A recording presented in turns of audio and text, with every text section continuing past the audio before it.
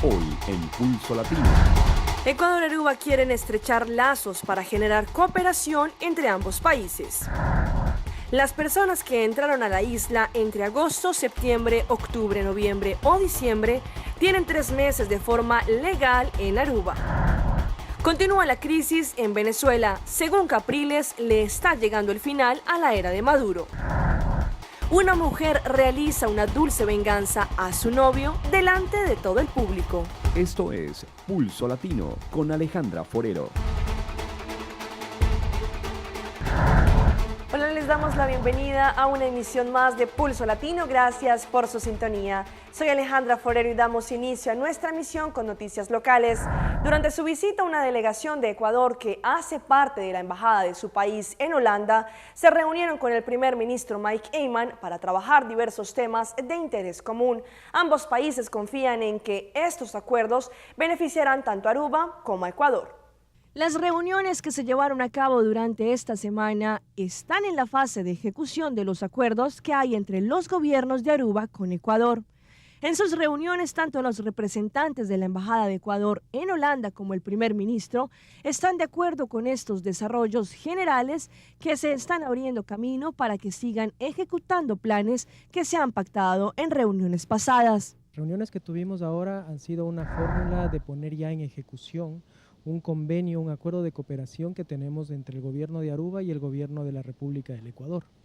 Este convenio, que es un convenio marco general, nos da una pauta ya para poder seguir adelante. Lo que hemos buscado nosotros con estas reuniones es identificar temas específicos en algunos asuntos relacionados principalmente con la cooperación, relacionados con la educación, con la salud y con el comercio. Aruba es un país apetecido entre las zonas de América Latina, no solo por su ubicación, sino también por la posibilidad de manejar distintos idiomas, así como el interés que se tiene de la aplicación de aspectos sostenibles que hay en Aruba. Su visita seguramente será muy fructífera cuando se empiecen a aplicar los conceptos asociados durante estas reuniones. Para nosotros es muy interesante Aruba por varios motivos. El mismo hecho de que no tengamos una relación tan estrecha nos permite tener un campo mucho más abierto para poder desarrollar actividades. En segundo punto, Aruba está ubicado justamente en el área del Caribe y en este momento Ecuador, el 15 de enero, va a ser presidente de la CELAC, del Grupo de América Latina y el Caribe, y con Aruba nosotros quisiéramos tener un acercamiento. Sabemos que no es parte de la CELAC, pero sabemos que también tiene mucha buena amistad con los países del área y eso nos va a permitir a nosotros también tener acceso a otros países. Y este es un anuncio que el ministro Benny Seffinger emitió a través del Departamento de Integración DIMAS y que quizá muchos no conocen, y es importante que lo tengan presente si algún familiar los estuvo visitando durante esta temporada y tiene la intención de permanecer algunos días en la isla. Información de su interés. El departamento de DIMAS hizo un anuncio el año pasado en donde le informaba a la comunidad algunos cambios que se registraron en el sistema de entrada a la isla durante algunos meses. Esto hace referencia a que un turista, si entró a la isla durante los meses de agosto, septiembre, octubre, noviembre o diciembre, tienen 3 meses, es decir, 90 días después de la fecha de entrada en los que se puede quedar legalmente en nuestra isla. Este comunicado del ministro Benny Seffinger lo anunció hace algún tiempo, pero al parecer muchas personas no saben de esto y realizan trámites de pólizas de seguros, filas en DIMAS sin saber que si entró a la isla durante los meses mencionados anteriormente, goza de 90 días de forma legal en Aruba. Pero cabe resaltar que si decide quedarse algunos días más, después de la fecha, sí debe realizar todos los trámites de extensión de vacaciones requeridos en el Departamento de Inmigración de Aruba. El gobierno de Aruba ayer hizo un traspaso de llaves de uno de los monumentos más especiales que tiene Aruba, el Faro, el cual será restaurado. Esto es muy positivo no solo por ser un edificio histórico, sino por la historia que tienen estos monumentos para nuestra isla. Después de 100 años de existencia, el gobierno de Aruba traspasó California Lighthouse, o el conocido Faro, a Stichting Monumentenfonds. El ministro de Cultura, Otmar Oduber, hizo el traspaso del California Lighthouse a Stichting Monumentenfonds, que irá a tratar la restauración, expansión y mantenimiento de este gran monumento que acompaña a nuestra isla. Este fue seguro un momento muy especial donde exactamente después de 100 años, este año 2015, el Lighthouse será tratado. El mandatario Dubert indicó que después de muchas conversaciones por las cuales el mandatario inició a agradecer a su colega, el ministro de Infraestructura, Venice Finger, quien finalmente esta propiedad oficialmente será traspasada. La intención en estos momentos es, viendo que hay fondos disponibles, el compromiso está y los planes están listos, poder iniciar con las reconstrucciones, renovaciones y ampliaciones de lo que trata el California Lighthouse o el conocido faro. Es muy importante esta restauración que se lleve a cabo, viendo por ejemplo los departamentos como APA, que también tienen luz en este lugar, puedan hacer uso de esto de una manera que ellos lo necesitan.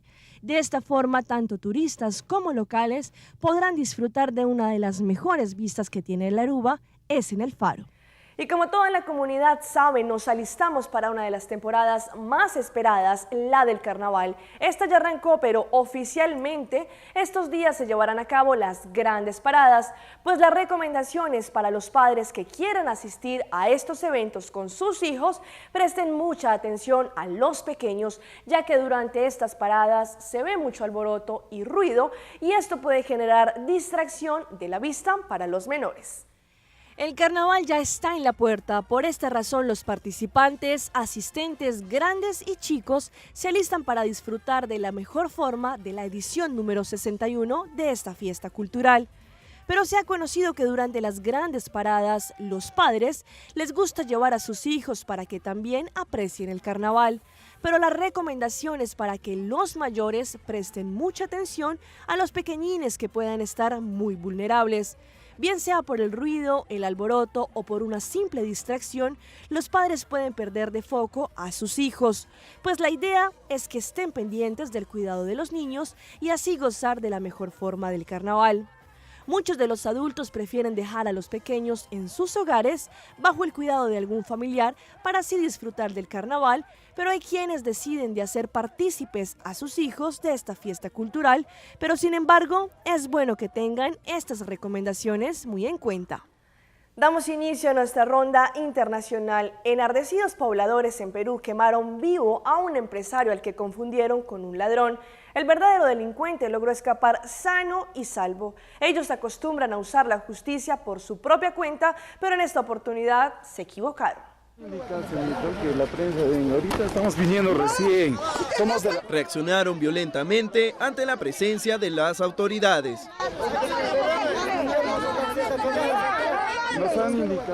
Cuando los serenos llegaron, ya era tarde. El cuerpo del hombre de 42 años ardía en llamas alrededor de los moradores, quienes aplicaron su llamada justicia popular. Feliciano Ituzaca Coya fue golpeado brutalmente y rociado con combustible minutos antes por una enardecida turba que lo acusó de intentar robar a un mototaxista en el barrio de Tambopata, en Juliaca. Sin embargo, el caso ha dado un giro de 180 grados, y es que el presunto ladrón en realidad era la víctima de un delincuente que terminó manipulando a los pobladores al no poder arrebatarle su dinero. Según se conoció, Feliciano Ituzaca, dedicado al negocio de transportes, retornaba a su vivienda en un mototaxi. De pronto, el conductor cambió de ruta hacia una calle donde lo esperaban dos cómplices. ¡Justicia! ¡Justicia, que se haga justicia! ¡Justicia, que se haga! Y mi papá tiene licencia de portar arma, sacó su arma por defensa personal. Tenía armas. Y ahí cambió las cosas. El mototaxista dijo que le están asaltando. Los pobladores, confundidos por las palabras del delincuente, le emprendieron contra el empresario, quien solo atinó a hacer unos disparos al aire.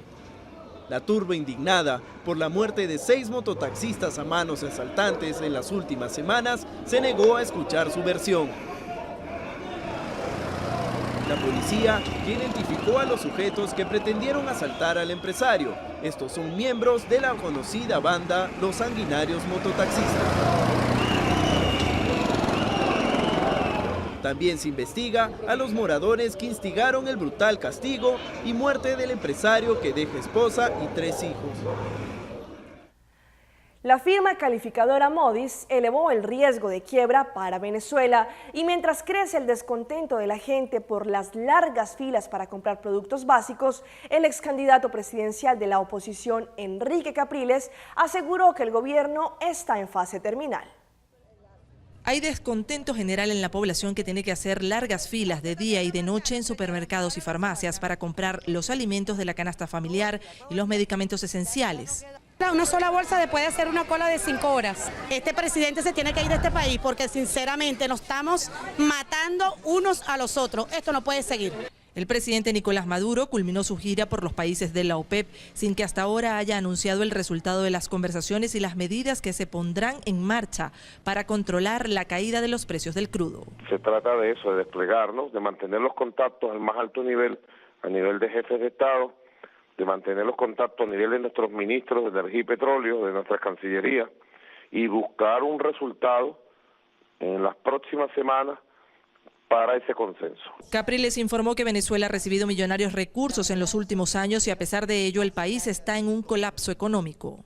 Estamos hablando que en los últimos 12 años el país ha recibido por las exportaciones petroleras 776.387 millones de dólares. Y aquí no hay jabón para bañarse. El gobierno limitó a un solo día de la semana la compra de alimentos en las centrales de abastos de la red pública. La Iglesia también se pronunció ante la situación. Es necesario que, dejando a un lado concepciones ideológicas rígidas y fracasadas, así como el afán de controlarlo todo, el gobierno impulse reformas que eliminen trabas a la producción, detengan la inflación y solucionen el desabastecimiento. El presidente de la Asamblea Nacional respondió. La jerarquía eclesiástica, nuestro saludo, inscríbase en el CNE y presenten sus candidatos, están a tiempo. La situación cada día es más difícil y en las últimas horas 13 personas fueron detenidas por tomar fotografías de las largas filas en los supermercados. Algunos ya fueron liberados, mientras varios estudiantes resultaron heridos durante una protesta en San Cristóbal. El presidente de Colombia, Juan Manuel Santos, dijo que este podría ser el año en que termine el conflicto armado y por eso anunció que dio instrucciones a los negociadores para que cuanto antes inicien la discusión sobre el punto del cese del fuego y hostilidades bilateral y definitivo, el que se dará solo después de firma el acuerdo general, como lo ha dicho su gobierno. La meta del presidente Santos es abrirle paso a la paz y ojalá en este 2015, que según el mandatario puede ser uno de los años más trascendentales para Colombia y sus habitantes. Ya comenzamos a trabajar en los acuerdos sobre la forma en que se hará la dejación de armas y la reintegración a la vida civil de quienes abandonen la lucha armada. Además, mientras se logra el acuerdo final, estamos procurando desescalar la intensidad del conflicto. Reiteró que las FARC han cumplido con el cese el fuego unilateral hasta ahora y cree necesario que el tema del cese bilateral deba ser tratado cuanto antes en la mesa de conversaciones. Les he dado instrucciones a los negociadores para que inicien lo más pronto posible la discusión sobre el punto del cese de fuego y hostilidades bilateral y definitivo. Santos también se refirió al anuncio del ELN tras su 5º Congreso Nacional. Son positivas las declaraciones del ELN sobre su disposición de considerar la dejación de las armas. Esperamos concretar pronto con ellos los puntos de la agenda que nos permitan lograr ese objetivo. Por último, el presidente Juan Manuel Santos dijo que el 2015 será difícil en materia económica y por eso habrá que apretarse el cinturón.